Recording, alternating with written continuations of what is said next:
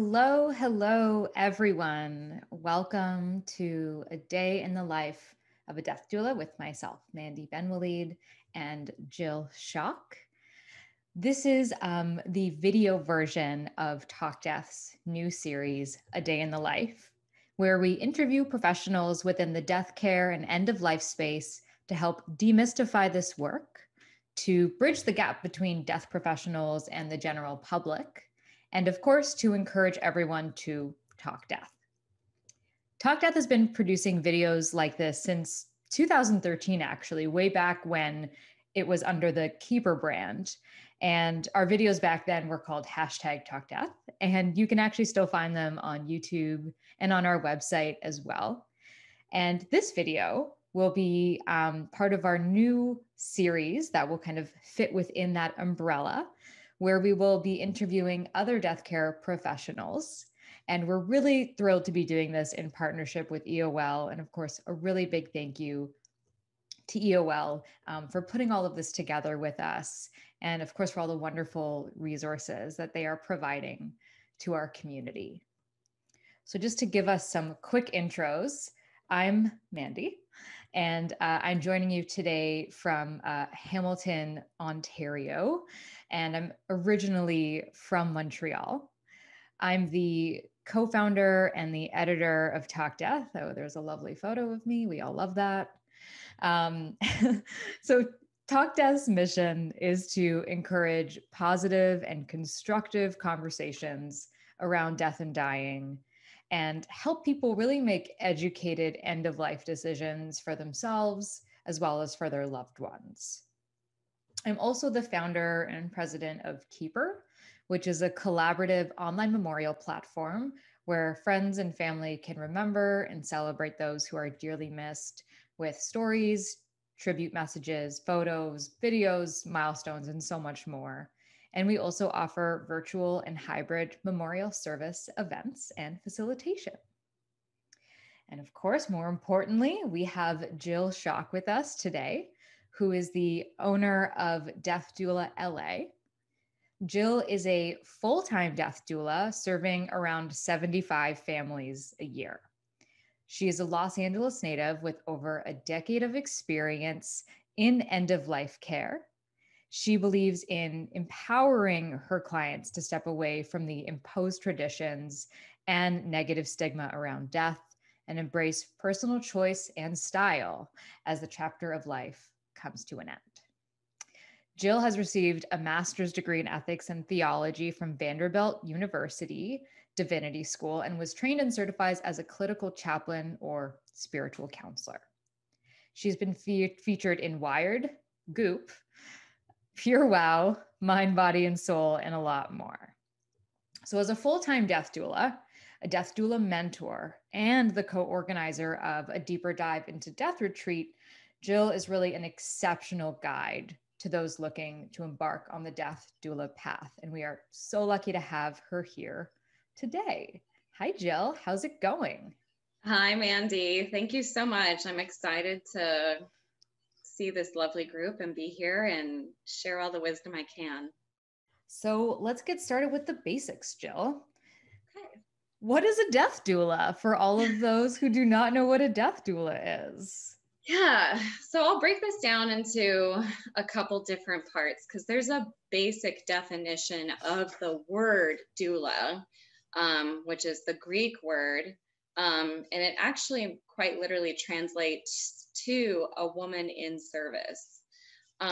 So that's kind of the starting point here. There are obviously men, women, multi-gendered people in this space. So I don't know how much the women part actually applies, but a doula really is someone in service to another person, in our case, dying, who really needs help.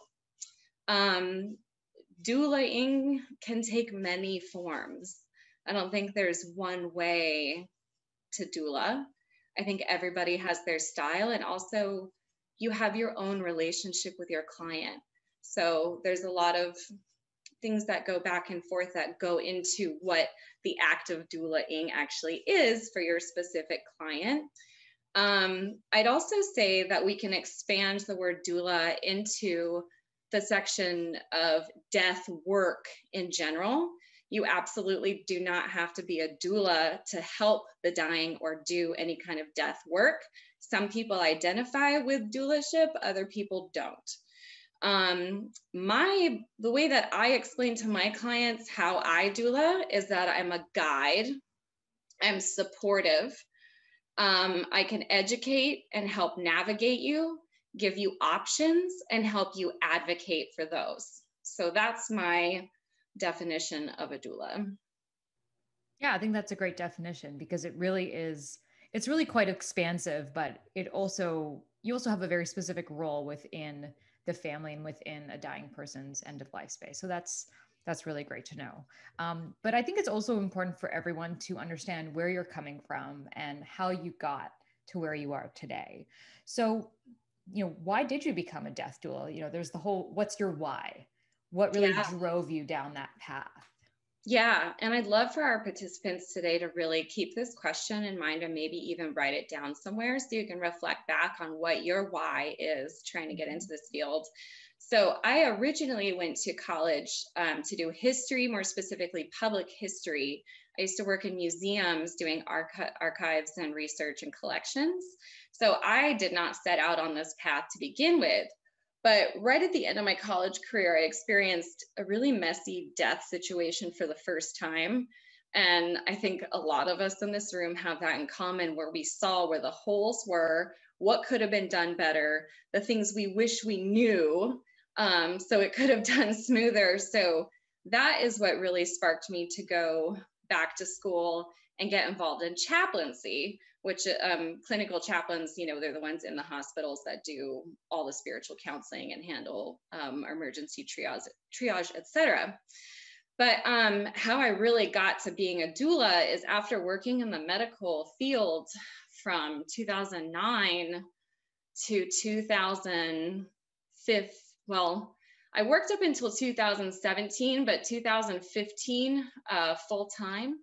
It was really hard for me as a chaplain to keep my job because a lot of times in healthcare, when there's budget cuts or anything like that, they'll just cut your hours, especially if they're using you as a per diem employee. So it's hard to secure full-time jobs as a clinical chaplain. There's like a lot of faults in the way that the medical industry gets paid. And so actually this chaplaincy is like really low on the totem pole. So working for hospice and working for healthcare systems wasn't a good fit for me. It actually ended up being safer for me to become an entrepreneur and start my own business, because then no one could fire me and I was in control of setting my own prices, things like that. So I made the full-time switch. And I worked, part-time in hospice from like 2016 to 17. And then in 17, I made the full-time switch into Death Doula LA. And I've been full-time ever since. Amazing. And so what about, I know that part of your work was also that you didn't agree with a lot of the things happening within the funeral industry and you wanted to sort of change that a little. Were there certain things in particular that, once again, working within healthcare drove you to doing that as well? Well, yeah, so chaplains do a lot of the funeral arrangements. And so making a lot of calls to different local mortuaries and funeral homes, I'm just noticing this pattern of sales essentially and how it works. And what I have learned from my colleagues, over time is like the actual laws and the actual rules really we have so many choices. We don't have to go along with the prescribed script, if you will, that we get from normative funeral home services. So I've been a really big advocate for, DIY funeraling, if you will, and just letting people know they have choices. And that's also a really big selling point for me as a doula, is I know how to save a family a lot of money just by giving them a different kind of funeral experience. Right. Amazing. Yeah. And of course, more options to be able to even have an at-home funeral and or That's an right. at-home wake. Exactly. Amazing. This is the whole crux of this talk. Run us through a typical day as a death doula. I feel like a day is kind of hard to like fully gauge what you actually do. So let's kind of talk about it in the context of a week as a death doula. That's probably a better way to break it down. So over time as a business owner, I've had to really hone in on routine, block scheduling, things like that to keep myself organized, because I have one, two, three, like 4 or 5 aspects that go into making income with my business. So the first client of that is, the first aspect is obviously clients. So that'll take up about 50% of my time, depending on how many clients I have. I like to keep a census of anywhere from 6 to 12, and that will fluctuate. This year in particular, post-COVID, I started the year off with 16 patients in January. A month, so it's right? Yeah. Yeah. So, and they rotate in and out. So I keep an eye on my census. I do, check-ins, weekly check-ins. I do drive-bys with supplies and just to say hi, things like that. Then I have my mentorships. So I started a mentorship program about 1.5 years ago, just for people who want to take their training deeper one-on-one, be really involved with an entrepreneur like startup community, kind of like an incubator. So I've been working on that with my mentorships and my intentional community. So that takes up, another piece of the pie chart. And then I do, let's see, and I meet with my mentees every week, and we also do a community group every week. And then I have projects, events, and collaborations. So I'm constantly working on other things with colleagues, workshops and events that we could do also in the community education. And then I pretty much set all this up on Sunday. I check in with my admin and I set up my whole week of list of task things to do. And I do work weekends and on calls sometimes. Wow, that's like a pretty big plate I'm to busy. have. So what I like about what you're doing is you're not only a doula, but you're an active member of the community, and you're also trying to help other doulas. And so I think that's really great. And that kind of can show a lot of us the spectrum, and it shows a lot of us that you don't just have to be, working with clients full time, although that is your main focus. You can still run a business or offer these services and still be involved and have time to do other things. Yeah. But on that note, I think it would also be helpful for everyone, out of that entire pie we just talked about, can we kind of dive in a little bit more onto the sliver of the client side? So maybe run us through almost like the life cycle, no pun intended, I guess, but to like quite literally the life cycle of your families. Like, how does it start? Is it like a phone call and then a consultation? And like, what are you doing with families in particular every week? So I have my website set up for clients. I have a client portal where you can go in and fill out an intake form, which then schedules our free consultation. I give 45 minutes for those consultations. We might not use it, but a lot of times families have a lot to talk about. So I use that 45 minutes to really discern what their needs are and then what services specifically I can offer them and show them my packages, my prices, or if they want to work on a la carte or hourly rates, or if they don't want to work with me at all, that's fine. So we do the consultation, they decide whether or not they want to move forward, and then we set dates up to follow up with the services that they need. Now, a lot of times how long I'm with a client will range depending on what kind of illness they actually have. So for example, if someone has stage 4 pancreatic cancer, I know that I probably only have about a month, if that, to get everything done and together. Someone with Alzheimer's dementia might be a client that I have for years, right? I also do medical aid in dying with clients, which is legal in this state under the End of Life Options Act in California. So sometimes I just have people who hire me to show up the day of and help them be present and walk them through the medical aid and dying process. So it really depends. Like I can meet a client and die with them in one day, or I could be with them for years. So that's why the consultation and having an organized intake form for starting up doulas is really important. So you get all those pieces and you have a record of who's spoken to you and your notes and all that. So it's good for files as well. So that's how it all starts with the clients.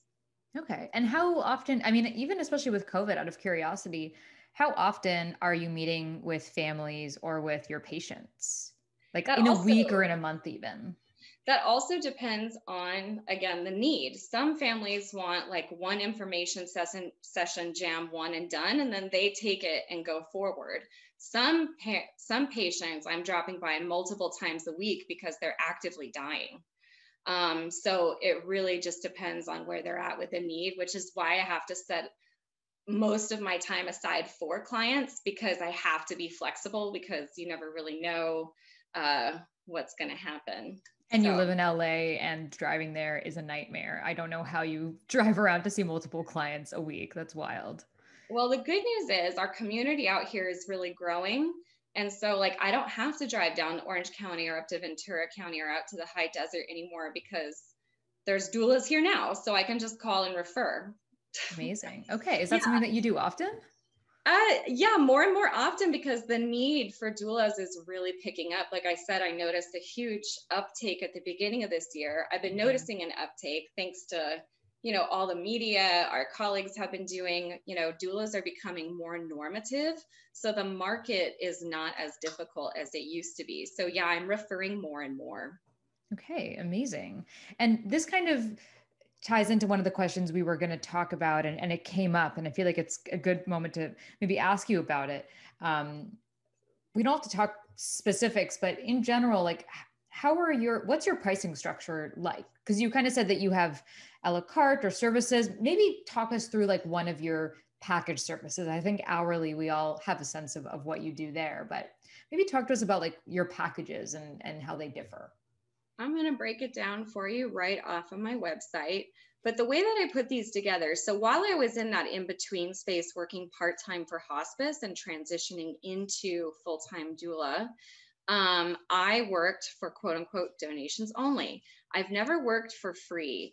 I work for donations and I work pro bono for good, but I really am very cautious about using the narrative or script of free work. I have a set amount of pro bono hours that I choose to use or not. So heads up. Okay, so my packages, I have a little chart here on my website that I'm literally reading off of. But my hourly rate, I don't leave my house for less than $200. So that includes travel time, gas, the visit itself, and getting home as well. So that's kind of my press go to somebody's house and do a sit down session. But so I have 3 packages here, and my prices range pretty much anywhere from $50 to $1,500. So it's pretty accessible. So like my basic package is the consultation, the in-home care plan visits with calls, emails, and texts included. You'll definitely want to set up some boundaries around how much communication, because you will always have a family that will text you like 100 times a day inappropriately. So draw some boundaries. And you have a personal and a work cell for that reason, right? That's right. I have 2 phones with different ringers on them, so I can do some healthy compartmentalization. So I have a basic plus, and a full package. My basic is $750, basic plus is $1,000, and full is $1,500. And then I have a la carte services ranging from $50 to $500. And I have a ClickBook Pay set up on my website. So my clients, if I want this package, can just click book and pay. And then everything that the package includes are listed on the side. That's much more accessible than I was thinking. I'm surprised that not every family is doing this. I mean, a funeral director's service fees are more than that for sure. Exactly. Yeah. And that's like kind of the offset, disrupting the funeral industry. I don't have personal problems. I just think that people should have choices on how they want to spend their money and the experience that they have. So and this is kind of going off on a tangent, but I feel like it's just relevant when we bring this up. And this is something that I've been thinking about for a few years because it's come up a lot at some funeral conferences that I've been to. So with Keeper, we do provide our products and services to funeral homes and to cemeteries. And so I have to attend a lot of professional conferences. And something that I found was really interesting, actually, it was almost hilarious. Cole and Perry was at that show with me. We both laughed about it. I hope it's okay that I said that today. And Rusty Potter's bandana. Woo, represent. Yeah. But there was a talk that someone gave, and it literally was like, the slide was like, doulas are trying to take funeral directors' jobs. And it was horrible, obviously, but something that we don't have to get into it. We can talk about it a little bit. I think that there's so much synergy between, and gosh, I go to conferences, I use the word synergy, sorry. There is synergy between funeral directors and death doulas in the sense that funeral directors, they can do all that paperwork. They're amazing at arranging services. They have their benefits. But what a death doula does, really walking the family through the process and holding their hand, that's not what a funeral director is paid for. Sometimes funeral directors have to do that type of work. Yes, they do get some grief training, but having that process of a death doula kind of starting off with the family, guiding them through the dying process, and then kind of, okay, your loved one has passed away, here's your death certificate, and let's help you with, your cremation or your burial or whatever it may be. I think that there is so much opportunity for doulas and funeral directors to work together. Oh yeah. I cannot do most of the higher level, like trickier stuff like Irish wakes and all that kind of stuff without funeral directors. Mm-hmm. We need funeral directors for a lot of different reasons, but to get the death certificates processed, to make transport easier, to help us with the final disposition, meaning where you're going to end up. So I work hand in hand with funeral directors. And I also noticed a lot of funeral director doula hybrids, which I think is amazing. And so you can see a lot of overlap, and it's the same with clinicians too. Like a lot of hospice workers or, nurses will step into this space as well. Because, there's a lot of overlap in what we do, but I think the point is doulas really just want to make clinicians and funeral directors' life easy, because we want to walk the client through quite easily. So if I can have their paperwork with all the T's crossed and the I's dotted, a funeral director would be really appreciative of that. Or if, hospice is having a hard time communicating with a family for whatever reason, I can help facilitate the communication, smooth things out. So I'm happy to make everybody's life easier. Clinicians, funeral homes, funeral directors, and my clients. That's my goal. Amazing. So we just talked a little bit more about what you are doing as a death doula, but I'm curious about some of the biggest misconceptions around being a death doula. What is a death doula not? And maybe let's start on the client side. Are there certain things when you maybe show up to your first meeting or you have your first phone consultation that people expect or think you do something that doulas typically don't or should not be doing? Yeah, you want to set expectations right away. I mean, I don't want to give people a list of like do's and don'ts, but typically doulas and, you shouldn't be signing up to do like housework or like childcare. You're not the funeral director, so you can't sign those papers. You're not a clinician, and you're actually not a licensed professional, where there's pros and cons for that. So you just want to make it clear that your job is to, be working for this family in the background and being supportive and being a guide, but not necessarily doing everything that goes around a death. I see a lot of doulas get caught up in maybe a caretaker role. Yeah, that's what I was gonna say. You don't want to go there. Yeah. Yeah, where you end up like spending hours like cleaning their house and stuff. And right. You want to hire people to do that. I've been using care.com as a resource lately, and it's actually been pretty effective.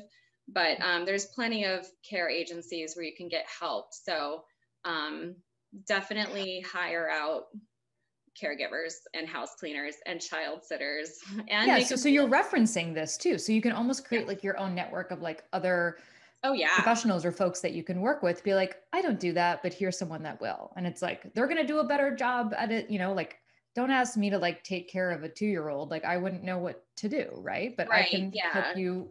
Yeah, exactly. Also a new one, well, not new, but a lot of people need professional organizers. I know there's some doulas that do Swedish death cleaning services.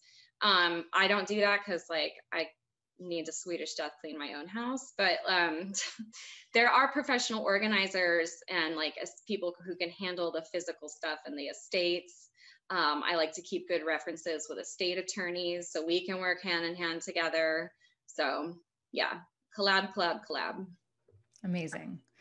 And so let's talk about, you've mentored many doulas before. You've been very active in this space. You hear a lot of these conversations going on. And this is actually interesting. Some of the questions are coming in through this that are related to what I think you're going to say about it, which is, what are some of the biggest misconceptions you hear for other folks looking to become a death doula? What are people expecting that we might have to give the harsh reality to? Yeah. You're not the center of attention, when you're walking in. I think a lot of work that doulas have to do with themselves personally is ego-based work. Why am I really here? Someone needs help. So I'm a modality to help get them what they need for comfort care and stuff like that. So it's not about me. I'm not the center of attention. I'm not coming in there to be like, doula's here, time to zhuzh it all up. That's not going to happen. I try to stay just organized, quiet, invisible, and just do my job without getting too much personally involved. I don't see doulas as like figures of authority. I really see them needing to be eye to eye on the level with the clients and their loved ones. So not telling people what to do, but more so just giving them all the options and then supporting and advocating for them. Let me turn my page here. A lot of people think that doulas are present at the time of death. Not necessarily true. Also, again, it's not about you. The family might not even want you there. If any of you have experienced personal loss, you know how intimate that circle is around the bed. And typically, I'm not in that circle as a doula, nor do I think I should be. If the family asks and wants me to be there, I will be. But normally, I keep track when people are in their final 48 hours. I'll do flybys for support, check in, be in contact with hospice, and set the family up to stay present with the person who's dying. And then I'll typically get the call like after they die. But it's more rare that they'll ask me to be there. So that's a big misconception, that we like have to be there. Never insert yourself into someone's intimate space. And actually, well, on that note, because one of the questions that we received was, do you sit vigil? No, the family sits vigil. I help them understand that vigil is a thing and offer creative aspects and tools for vigil, but it's not worth for them to pay me to just sit around their house. Now, it's a different story with a solo ager. If that's a client and they're alone, I might be sitting with them in their final hours. But most of the time, we have loved ones for support to do that. Great. Awesome. Probably the last and final biggest one, I think, is that you can't make a full-time living being a death doula or a death care professional. I want us to stop saying this. Stop this script. The more you say it in your head, the more true it becomes. We need to encourage our community to be professional. What we do has immense value. And so we need to be prepared to take on these entrepreneurship efforts and go through a small business startup and get paid for the work that we do and be with community. And so this is a real profession. This is not like a hobby. It can be, but you can make a full-time living doing this. It just takes a lot of work on the business end, which is hard for me as well. So, but it can be done, I promise. And that leads great to the next question, which I'm sure many of you are asking. And I think some of the folks here, based on the questions I'm seeing, are very beginner and are just starting to explore the possibility of becoming a death doula. So really, how does one become a death doula? Look at your why picture again. Some of you are coming from professional spaces that have already trained you in some skills that you might need for this work. There are many people who come out of event planning, funeral directing, clinical work, financial planning, all kinds, grief backgrounds, all kinds of stuff. It doesn't really matter where you come from, but having your big why. You have a lot of choices out there about education, training, and potentially certification. So just do your research and see which program fits you and your goals and your needs. I would definitely encourage people to do their research on learning how to do a small business startup, because if you're going to work for yourself, you're going to be happy. Like, you can design your business however you want it to be, but you should have that goal, that seed planted before you start your education, so you can continue to level up and level up. So choose your educational program if you think you need it.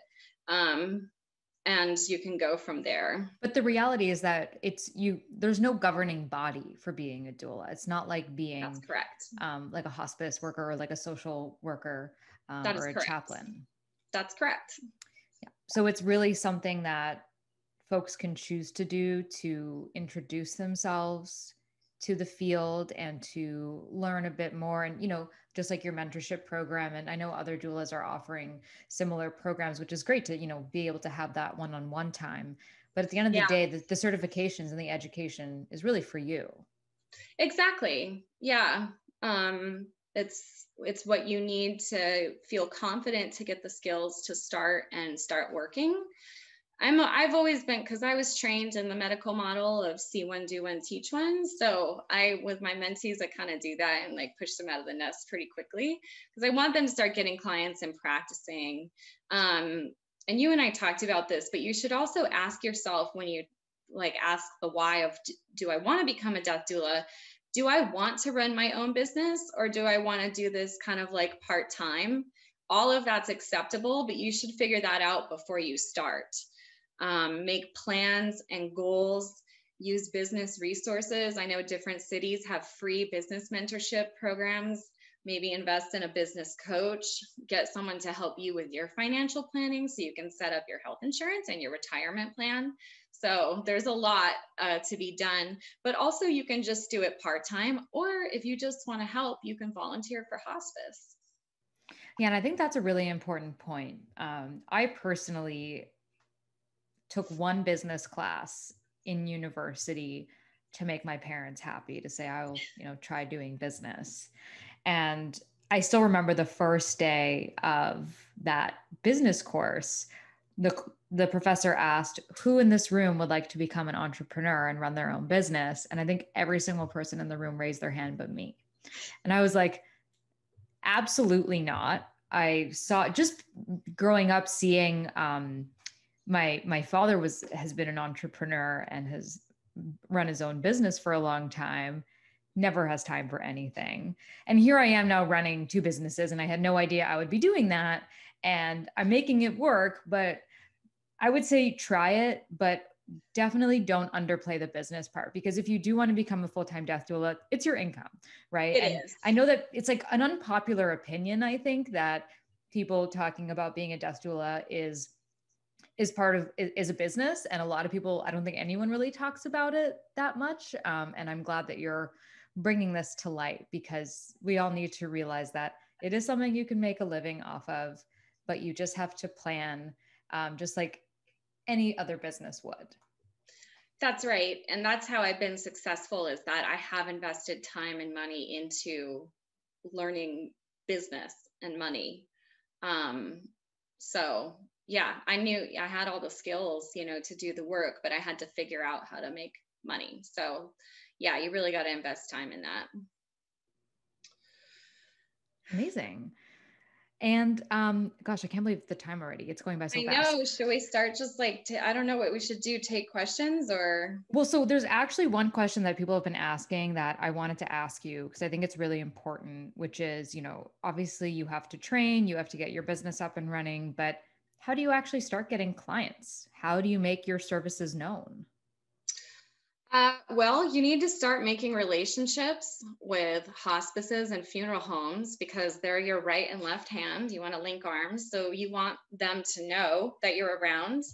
A lot of people start out kind of working with their friends and family to just kind of get a flavor of it.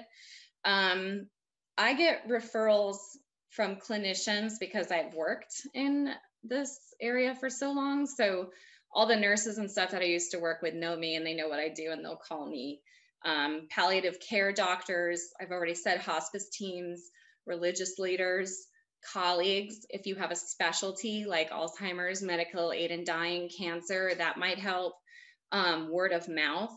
I also use SEO and I have a very, I had a creative director brand me. So I have a brand and I use search engine optimization words to try and imagine what people are Googling at 2 a.m. who might be trying to find my services. I offer free educational seminars to my local community so they can come and meet me and remember me. Most of the time I will get a few bites from doing those. And I've already said this, but I just make as many friends as possible. Particularly with funeral directors and hospice. Okay, amazing. Mm-hmm.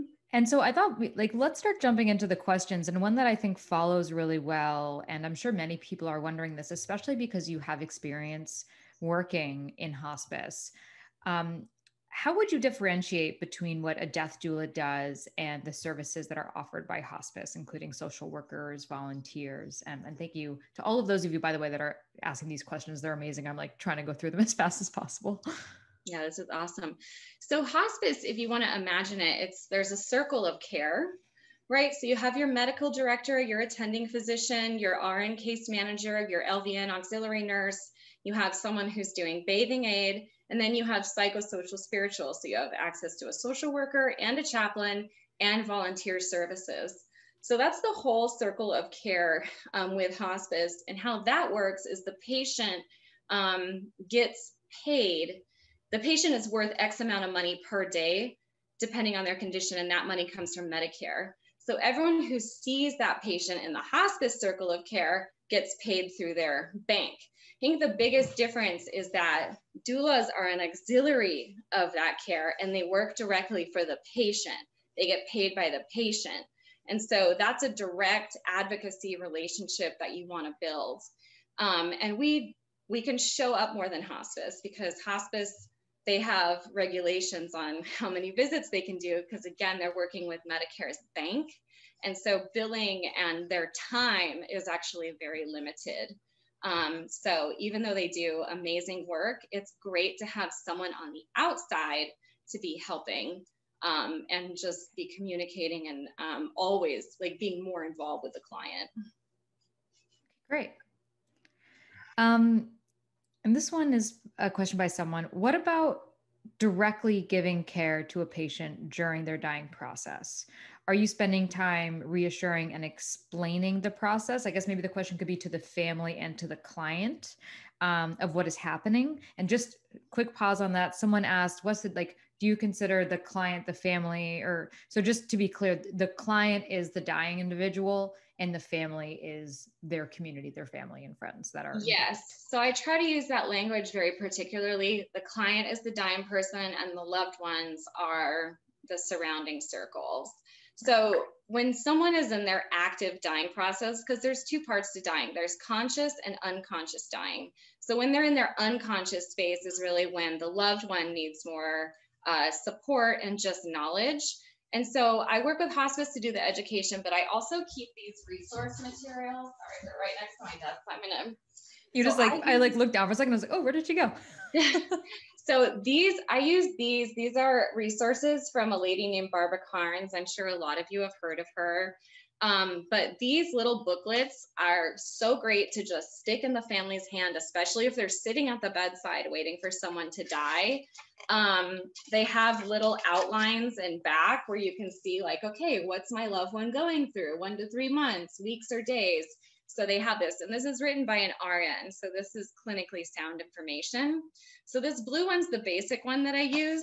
I also have one called the 11th hour, which is really about sitting at the bedside and watching through the final 48, which can be very intense, especially, you know, with changes happening in the body, breath is moving, agitation is happening, temperature is fluctuating. So there's also a lot of medication that goes into that. So Barbara Carnes also has a book about medications, pain medication at end of life.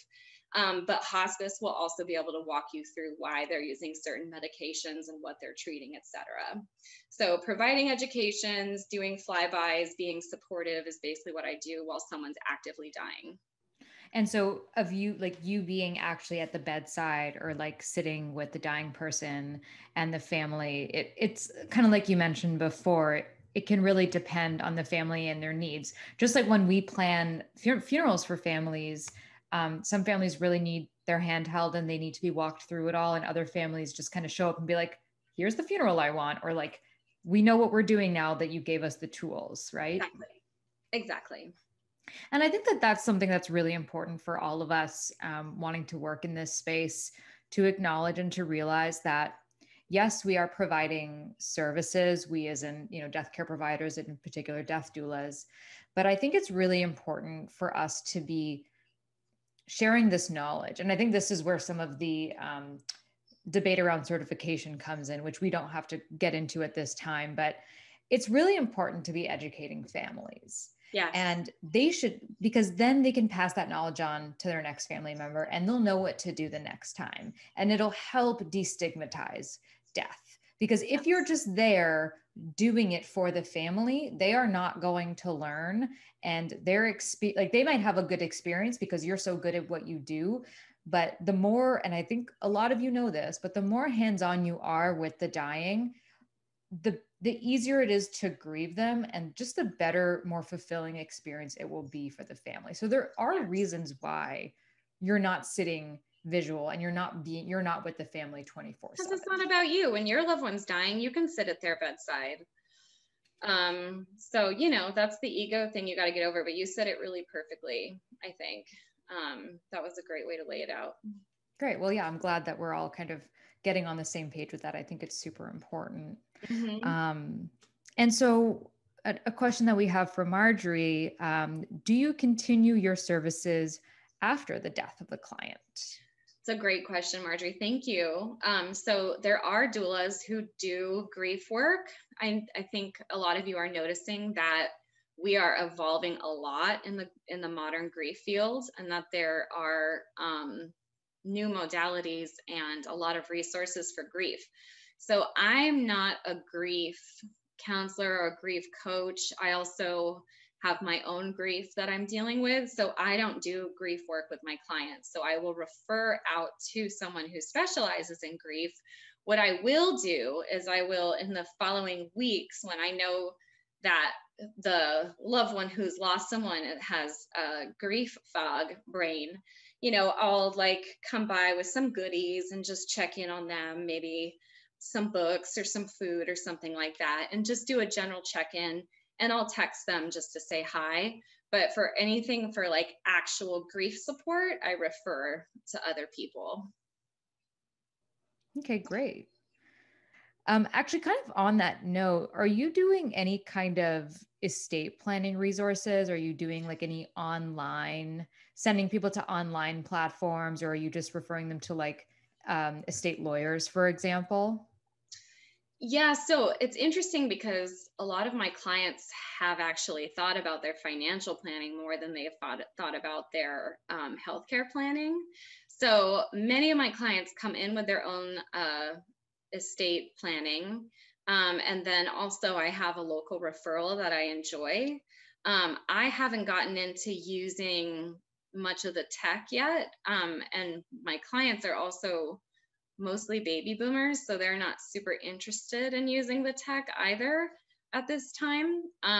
So I pretty much just rely on traditional estate attorneys to handle that. But I do tell my clients that estate attorneys don't necessarily specialize in healthcare decisions. So they'll lump the healthcare power of attorney and advance directive in with your financial power of attorney and trust and estate. So people have a hard time mentally separating that. So I make sure to go back and not redo the advanced healthcare directive, but at least look at it and make sure we have copies and that they're not just sitting in the legal office. And actually that a question just came through, and I think it's really a good one to talk about is, do you help with the advanced planning? Are you doing advanced care directives? Okay. So every day. I guess what is like so you can do, like, even if someone's like actively dying, like they could be dying next week or tomorrow, is that one of like the first things that you try to do with a family to make sure that they have that?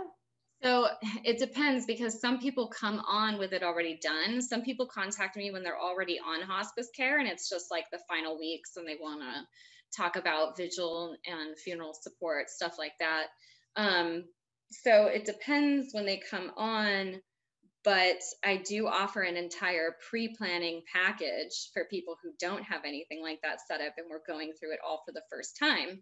And I actually really like doing this lately with couples, because I think it's really important, especially if they have a family, or even if the couple chooses not to have children, it's even more important. So yes, that's a whole service. It's listed on my website. Okay, great. I thought this was a good question because we talked a lot about, how there's a business aspect, and, when you kind of talked about what you do in a week, there were a lot of things. And someone wants to know if you have any tips on how to choose what to focus on in your business, considering that there's so many offerings and services that a death doula can provide.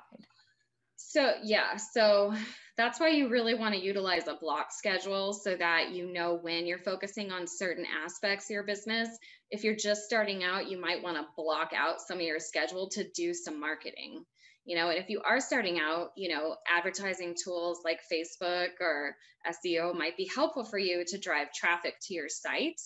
How do you decide like what to focus on within your business? I just follow my block schedule, and then obviously clients trump everything. So if a client calls me, and this happens every single week, I'll have a disrupt in my schedule, but that's why the blocks are so nice, because then you just drop the block, right? And reschedule it. So I'm a big believer in that organized block schedule. Yeah, that's great. And I feel like it's something, just as a business owner, and even with the online memorial services that we're now offering, you're going to things are going to change as you go, and you're going to learn as you go. So because it really depends on families, right? Because you're working with families, everybody is different. And so some families may have some needs, whereas others will have different needs. And that's where you'll start to pick up on, okay, I enjoy doing this. I'm good at this. This is where I get the best feedback from. And so I think it's important, before you say, okay, I'm going to focus on this type of work. I think it's important for you to do all types of work, and then you narrow it down afterwards. And I feel like that could be said with most parts of a business. Sure. Yeah. You get into it, and then you figure out what you're drawn to, and then you kind of, forge your specialty over time. For a long, medical aided dying has only been legal since 2015. So I've only been able to do that skill since 2015. So you learn new things all the time. And new things are happening in the funeral industry. Billing changes all the time with healthcare. So there's always new stuff to learn and kind of aim towards your specialty. Yeah. And with MAID, for example, you're one of the, some doulas won't even do medical aid in dying. And so you've kind of become a bit of a specialist in it, because you have so much knowledge in it and you've done it so many times, right? Yeah. So folks will know to refer you when, they have medical aid in dying.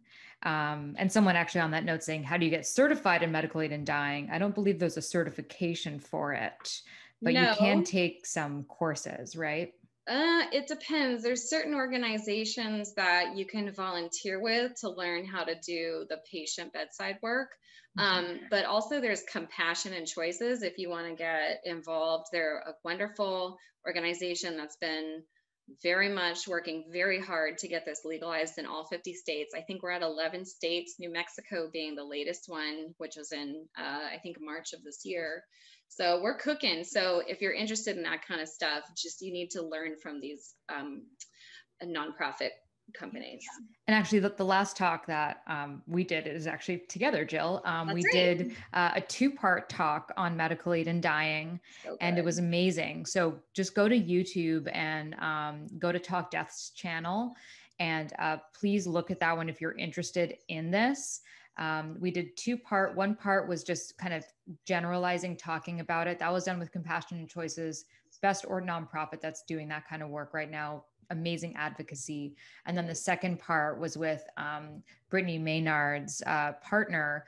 And Brittany Maynard is kind of one of the people that brought it to the forefront. She was on the cover of People magazine because she was very young when she decided to choose medical aid and dying. So if you're interested in that, definitely go check out those videos. So we have time for one more question. And I think this one is important, but what is the hardest part of your job of being a death doula? I love my job, and I'm also really happy with being able to run my own business, make my own schedule. So when things get hard, I have time to make space to take care of myself, which I did not when I worked formally in healthcare. So I think over the years, one of the hardest parts was learning about my own personal self-care system and blocking that out. And I try to compartmentalize my work, like this is work, this is personal life. And so that's been a really good tool for me. So